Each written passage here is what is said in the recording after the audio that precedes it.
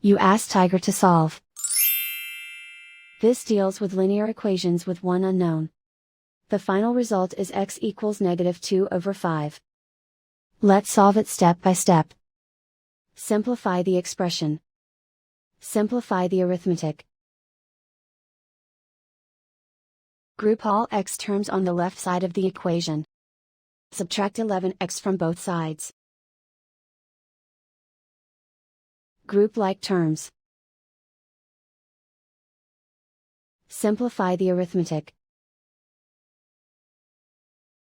Group like terms. Simplify the arithmetic. Group all constants on the right side of the equation. Add 3 to both sides.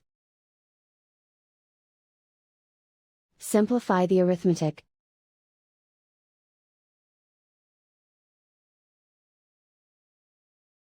Isolate the x. Divide both sides by -5. Cancel out the negatives. Simplify the fraction.